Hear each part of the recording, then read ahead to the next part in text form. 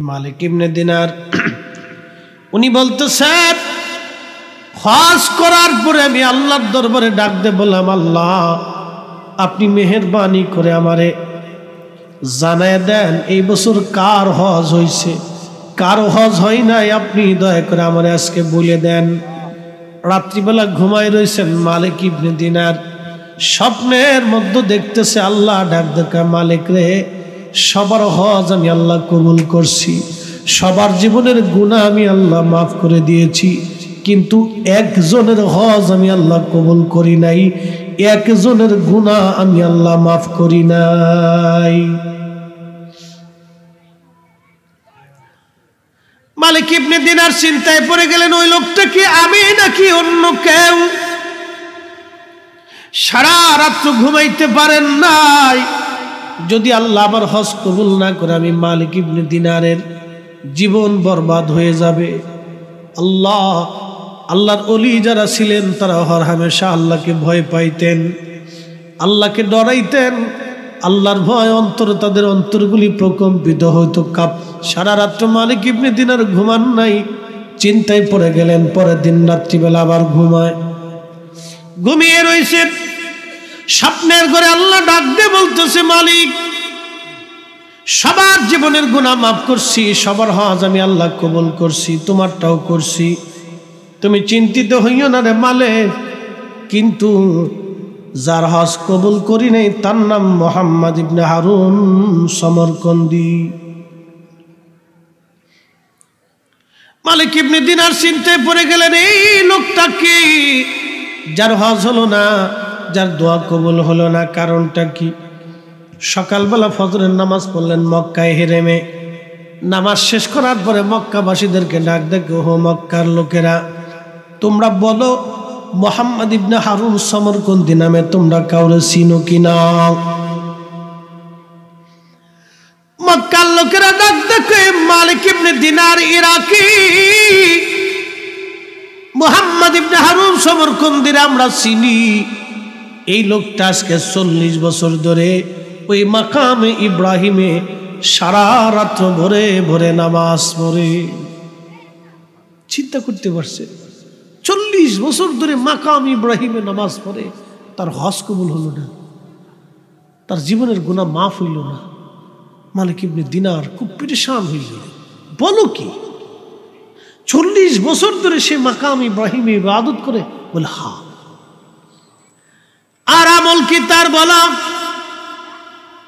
লোকেরা ডাক দিয়ে বলতেছে, হুজুর 40 বছর ধরে সে রোজা রাখে, হারাম টাইম সময় ব্যতীত, আল্লাহর নির্দিষ্ট 5টা দিন হারাম, এই হারাম দিন ব্যতীত কোনো সময় সে রোজা কাজা করে না, ভাঙ্গে না, সারাদিন রোজা রাখে, সারাদিন জিকিরে ফিকিরে ইবাদতে কাটা।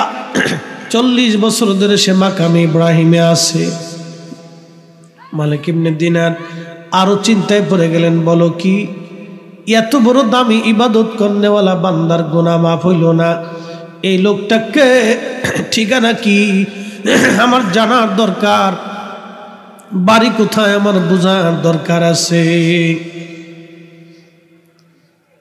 লোকেরা, এই লোকটার ঠিকানা কোথায় বলতে পারবা কি? লোকেরা বলল, হুজুর মক্কার বিরান ভূমিতে একটা গাছ আছে, এই গাছের নিচে সে সারাদিন দাঁড়ায় দাঁড়ায় ছায়ায় নামাজ পড়ে, ওইখানে গেলে আপনি তারে পাবেন। সে একেবারে নির্জন নিবৃত্তে আল্লাহর ইবাদতে কাটায়, 40 বছর এইভাবে তার জীবন কেটে গেছে। তো মালিক ইবনে দিনার খুব চিন্তায় পড়ে গেলেন যে তার হজ হয় না, তার দোয়া কবুল হয় না, লোকটাকে দেখার দরকার, জানার দরকার, কিছু কথা বলার দরকার। তো খুঁজতে খুঁজতে ওইখানে গেছে। যাওয়ার পরে দেখতেছে গাছের নিচে একজন বান্দা খুব ধীর স্থির ভাবে নামাজ পড়ে, খুব ধীর স্থির ভাবে নামাজ পড়ে। তার ডান হাত কাটা, তার হাতটা নাই, ডান হাত কাটা, হাত নাই, কিন্তু ধীর স্থির ভাবে নামাজ পড়তেছে। মালিক ইবনে দিনার সালাম দিলেন, আসসালামু আলাইকুম ওয়া রাহমাতুল্লাহি ওয়া বারাকাতুহু। সালাম শেষ হয়ে যাওয়ার পরে উনি বসে গেলেন। নামাজ শেষ হয়ে যাওয়ার পরে মুহাম্মদ ইবনে হারুন সমরকন্দি তিনি নামাজ শেষ হয়ে যাওয়ার পরে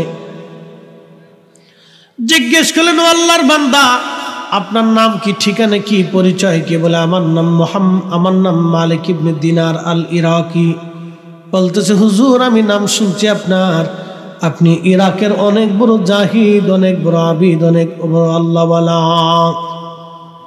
এই মিসকিনের কাছে কি জন্য আসছেন? বলে, আল্লাহর বান্দারে, তোমার একটা দুঃখের সংবাদ দেওয়ার জন্য আসছি। বলে, হুজুর বলেন। আজকে আমি স্বপ্ন দেখলাম 2 রাত, সবার হজ কবুল হইল, তোমারটা হইল না। সবার জীবনের গুনাহ মাফ হইল, তোমার জীবনের গুনাহ মাফ হইল না। লোকটা চোখের পানি ছেড়ে দিয়ে কাঁদে আর বলে, হুজুর শুধু আপনি না, 40 বছর ধরে 40 জন আবদাল এসে আমার সংবাদ দিয়ে গেছে, সবার হজ হয়, আমার হজ হয় না।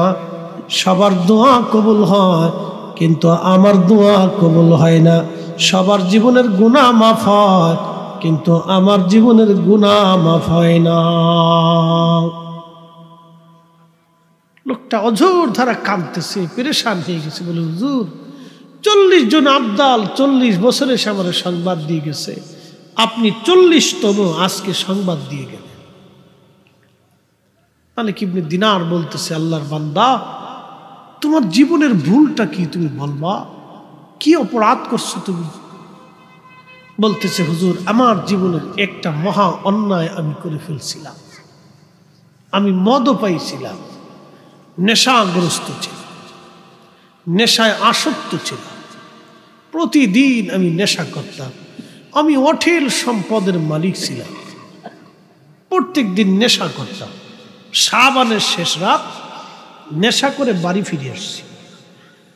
মা উনুনে রান্না করতেছিল, চুলা। ওই দেশের চুলাগুলি তো অনেক বড় বড়, ওরা তো বড় বড় রুটি খায়। Uzbekistan, Afghanistan, Kazakhstan, Turkmenistan, Azerbaijan, Kyrgyzstan, এই অঞ্চল, পাকিস্তান, ইরান, তাদের রুটিগুলি আরবি বড় বড় রুটি হয়। তো চুলাও বড় বড়। ওই উনুনের পাশে মা রান্না করতেছে। মা এসে আমাকে হাতটা ধরে বলল, বেটা, শাবানের শেষ রাত, মাহে রমজান আসবি, মাহে রমজান আসবে। বেটারে, কত সন্তানরা রোজার জন্য প্রস্তুতি নেয়, তুই কিনা আমার ছেলে মদ পান করে আসছিস। তোর মতো ছেলে থাকার চাইতে না থাকাই ভালো। কতজনের সন্তান মরে যায়, তুই কি মরতে পারিস না? তো মা বকাঝকা করতেছে, হুজুর আমি নেশাগ্রস্ত ছিলাম, ওই অবস্থায় আমার মেজাজ খারাপ হয়ে গেল। আমি ওই অবস্থায় মাকে আঘাত করে বসলাম। হুজুর মার শরীরে ঘুষি মেরে বসলাম, আঘাত করতে লাগলাম, মারতে লাগলাম মাকে। লোকটা কেঁদে দিয়ে বলল, হুজুর মা আমার উপরে আরো চড়াও হলেন। মা যখন বেশি চড়াও হয়ে গেল, আমি আরো মায়ের উপরে চড়াও হয়ে গেলাম। শয়তান আমাকে পেয়ে বসলো। হুজুর আমি আমার মাকে জাপটে ধরে নি, উনুনে চুলার আগুনের মধ্যে মাকে ফেলে দিলাম। হুজুর আমার স্ত্রী আমাকে ধাক্কাইয়া ঘরের মধ্যে নিয়ে ঘরের দরজা মেরে দিলেন, তালা মেরে দিলেন। আমার নেশার ঘোর কেটে গেল। সকালবেলা ঘুম থেকে উঠার পরে আমি স্ত্রীকে ডাক দিলাম। স্ত্রী কর্কশ ভাষায় বলল, তোমার মতো নাফরমানের সঙ্গে আমি আর কখনো সংসার করব না, আমি চলে যাব। আমি বললাম, কারণ কি? বলতেছে, কালকে রাত্রি নেশার ঘরে তুমি তোমার মাকে জীবন্ত আগুনের মধ্যে ফেলে হত্যা করে ফেলছো। তোমার মতো নাফরমানের সঙ্গে আর আমার থাকার সুযোগ নাই। আমি বললাম, বলো কি? বলে, হ্যাঁ। ঘরের দরজা ভেঙ্গে বের হয়ে গিয়ে উনুনে চুলার কাছে দৌড়ায় যে দেখি হুজুর মা দুনিয়াতে নাই। মা আগুনের মধ্যে পুড়ে মা কয়লা হয়ে গেছে। হুজুর আমার হুশ ফিরে আসলো। হাক করলাম কি? কত বড় জীবনের সর্বনাশ আমি করছি, আহা এত বড় অপরাধ আমি করে ফেললাম, এই অপরাধের ক্ষমা কি কোনোদিন আমার হবে? এত বড় অন্যায় আমি করছি হুজুর। আমি আমার মাকে দাফন কাফন করলাম, আমার ৮,০০০ স্বর্ণ মুদ্রা ছিল তৎকালীন জমানায়, বর্তমানে কয়েকশো কোটি টাকা হবে। সব স্বর্ণ মুদ্রাগুলি আমি আল্লাহ রাস্তায় দান করে দিলাম, যদি আল্লাহ আমারে মাফ করে দেয়। আমার ১২ জন দাসী বাদী ছিল, সবাইকে আমি আজাদ করে দিলাম, যদি আল্লাহ মাফ করে দেয়। আমার সমস্ত জমি জমা সন্তানগুলি যা দান করে দিলাম, যদি আল্লাহ মাফ করে দেয়। স্ত্রী থেকে জুদা দিলাম, তালাক নিলাম।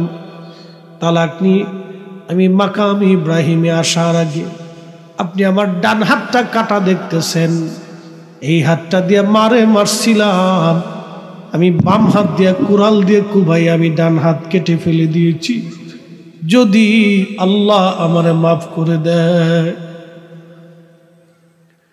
40 বছর ধরে মাকামে ইব্রাহিমে নামাজ পড়ি, 40 বছর ধরে ইবাদত করি, 40 বছর ধরে দিনে রোজা রাখি, 40 বার হজ করেছি, 40 বছর ধরে উমরা করেছি, খুদার ঘর ধরে আল্লাহর ঘরের গিলাফ ধরে আমি কান্দি, 40 বছরেও আমার ক্ষমা হয় নাই, 40 বছরও আমার হজ হয় নাই, 40 বছরও আমার ইবাদত হয় নাই। 40 জন আব্দাল এসে আমার সংবাদ দিয়ে গেছে আমার হজ হয় না, আমার দোয়া কবুল হয় না। 40 বছর ধরে আল্লাহর কাছে মাফ চাই, আল্লাহ আমার মাফ করে না।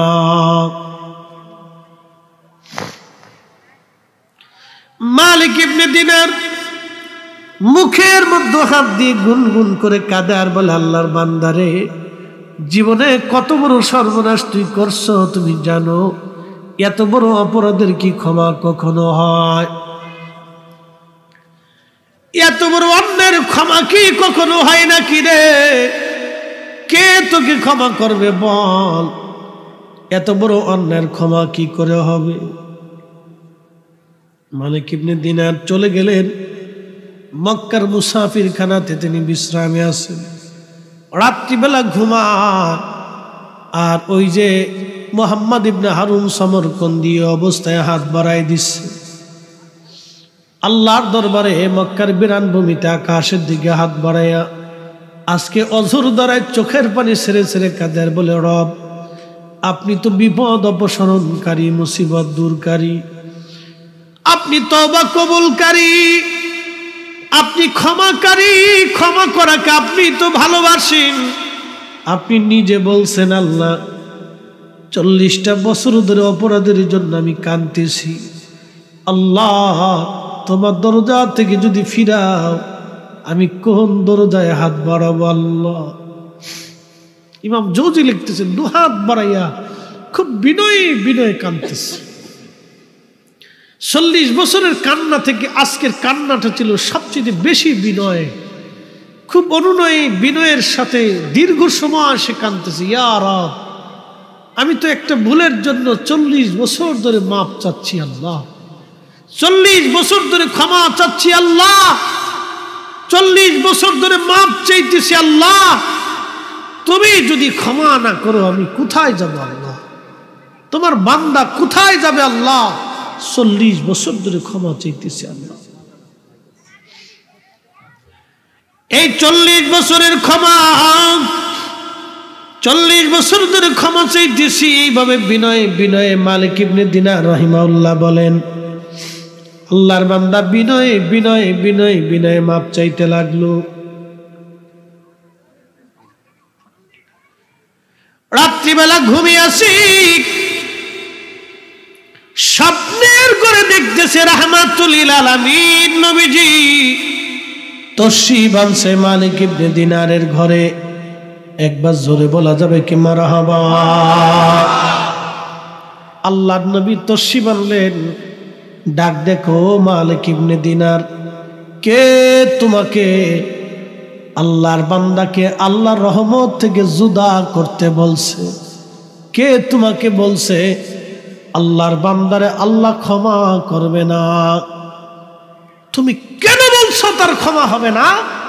যাও সামারকন্দিরে যায় বলো আল্লাহ তার জীবনের অপরাধকে মাফ করে দিছে। একসাথে বলবেন সুবহানাল্লাহ।